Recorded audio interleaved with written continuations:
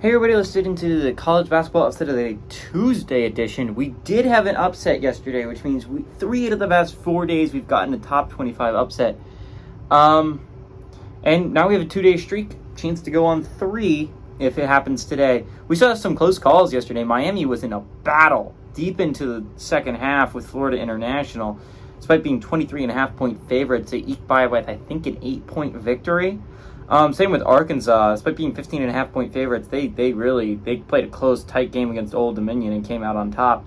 But yesterday we saw Penn at home pull off an absolute stunner. To be fair, it was for some the line makers must know how good of a team Penn is, or just don't think that Villanova's a very good squad. But they were right.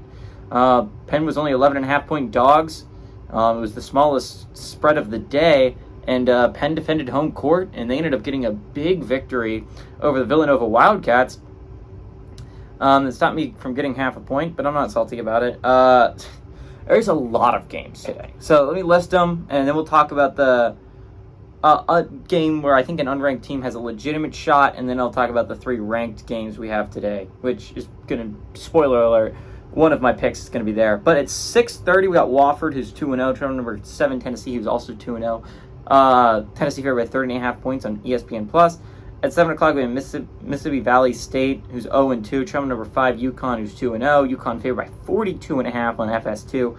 At 7 o'clock, we got number 9, Duke, who's 1-1, taking on number 18, Michigan State, who's 1-1. That's on neutral court, by the way. Duke favored by 3.5 points on ESPN. And final 7 o'clock game, we got Eastern Michigan, who's 1-1. Travel number 10, Florida Atlantic, who's 2-0. Florida Atlantic favored by 26.5 on ESPN+. We got 3 8 o'clock games. 8 o'clock, we number 4, Marquette, who's 2-0. Travel number 23, Illinois, who's also 2-0. Illinois favored by 1.5 points, actually, on FS1. 8 o'clock, we got number 13, Texas A&M, who's 2-0. Traveling to SMU. A&M favored by 6.5 on ESPN+. And 8 o'clock, we got South Alabama, who's 1-1. Traveling number 22, Alabama, who's 2-0. Bama favored by 20.5 points on ESPN+. At 9 o'clock, we got Eastern Oregon, who's not played a game yet. This is their first game. Travel number 11, Gonzaga, who's 1-0 on ESPN+. At 9 o'clock, we have Milwaukee, who's 1-1. Travel number 25, Colorado, who's 2-0. Colorado favored by 18.5 on the Pac-12 Network. At 9:30, got number 1, Kansas, who's 2-0, taking on number 17, Kentucky, who's 2-0. It's on a neutral court. Kentucky favored by 5.5 on ESPN. At 10 o'clock, we had Iowa, who's 2-0. Travel number 8, Creighton, who's also 2-0. Creighton favored by 10.5 on FS1. At 10 o'clock, we had Kansas City, who's 2-0. Travel number 15, Baylor, who's 3-0. Baylor favored by 25.5 on ESPN+.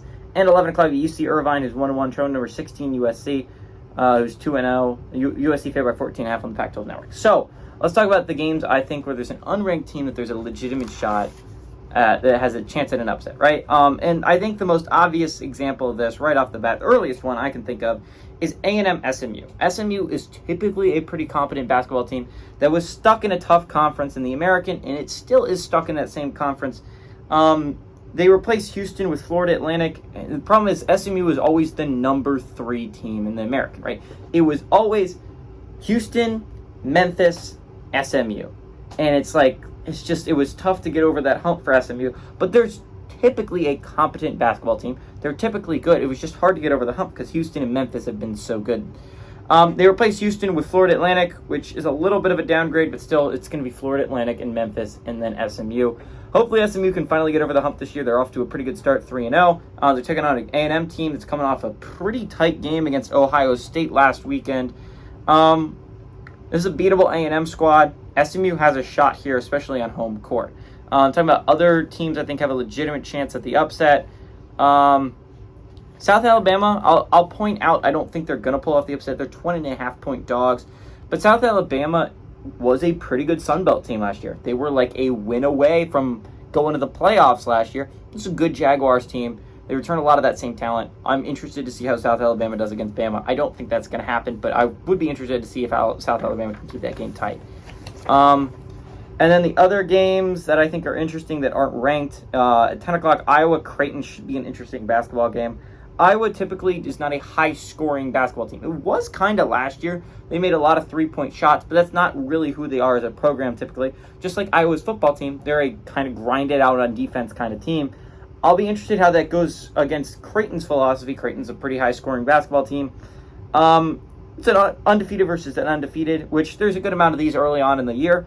But Iowa's a pretty competent basketball team. I understand they're going on the road against Creighton. Creighton are 10.5-point favorites, but I think there's at least a shot there for an upset. And then final one, I think it's kind of interesting. It's not undefeated versus undefeated, but UC Irvine is typically a competent basketball program. That is a basketball program that has shocked some people. It shocked Kansas State in the first round a couple years ago. The Anteaters are typically a good basketball team. I'm getting interested to see this year. UC Irvine, I believe, is in the same conference as UC Santa Barbara. Those are two pretty good basketball teams. They're always scary to face in March Madness.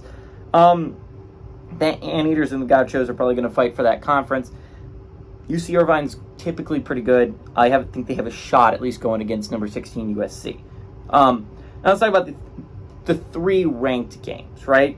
And we'll start off with the late one, so I don't have to flip back. But number 1, Kansas, taking on number 17, Kentucky, right? I think this is the first real test for Kansas, right? Kansas has had some cupcakes here early on. So has Kentucky, right?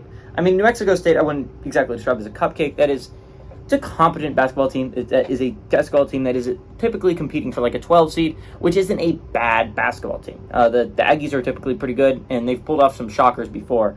So I wouldn't say New Mexico State was a layup, but I mean, as teams go, this is going to be Kentucky's first real test. This is going to be Kansas's first real test. How does Hunter Dickinson gel with this offense? This is supposed to be the number 1 team in the country. Can Kentucky pull off an upset? I think it's going to be interesting.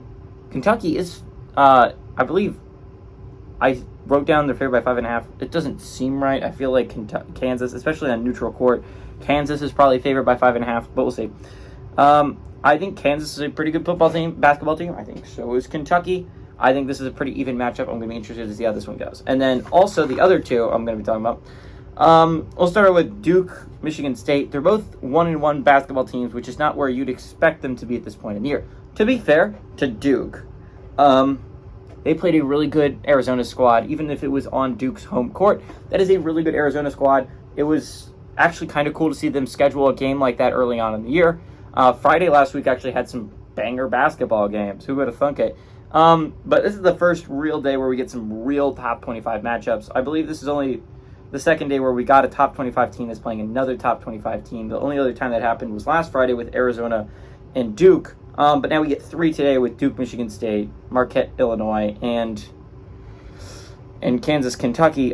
Duke's a really good squad. Michigan State lost a puzzler, right? On home court against James Madison. Now, James Madison's expected to compete for the Sun Belt this year. They're 2-0. That's it's a good James Madison squad. I'm going to be interested to see where they end up falling at the end of the year.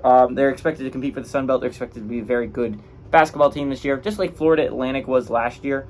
It's a smaller conference team, but it's supposed to be pretty dang good, just like Florida Atlantic was last year. I'm interested to see how James Madison's season goes, is what I'm trying to say. Michigan State also missed a lot of threes, which I don't think is going to keep happening, right? Like, they have a good amount of good three-point shooters on the team. Hauser is good. Tyson Walker is good. I expect that to be a high-scoring Michigan State team. I don't expect that to be a constant, but it was a puzzler to lose on home court against James Madison. Marquette, Illinois is an also interesting one. Illinois is going to be hosting a really good Marquette team. Illinois last year was disappointing, to say the very least. Like, they have all this talent, right? Insane amount of talent, and they just let it waste by just being completely undisciplined in basketball. Now, they return a lot of that same talent. This should be still a very talented Illinois squad. I'm interested to see if Marquette's going to be able to handle that. Marquette, again, under Shaka Smart, had a really good season last year. That was a very good Marquette squad. I'm going to be very, very interested to see how Marquette in the future goes on. Shaka Smart has really developed a program there. I love what Shaka Smart's doing with that team. Really good Marquette squad. It's an Illinois squad I think might be a little bit undisciplined to start the year. I'm leaning toward Marquette, even if Illinois' favorite matchup. So what do I want to do upset-wise? Despite Illinois being favored, I don't really trust them on home court. I don't trust Illinois. I trust Michigan State. I understand that it's Duke. Duke's a really good basketball squad. Their only loss is to a very good Arizona squad, and it was barely, right? But Michigan State should make more threes this time. I think, weirdly enough, I think Michigan State does have the more talented players on the court. I think Tyson Walker is a better basketball player than Flopowski. But I really like Michigan State here. I'm going to take I mean, it's not a significant upset. Michigan State's only 3.5-point dogs, and it's the second smallest spread of the day. But picking them over a team that's favored is kind of interesting. I like Michigan State. I like the number 18 Michigan State Spartans to win a big one on neutral court.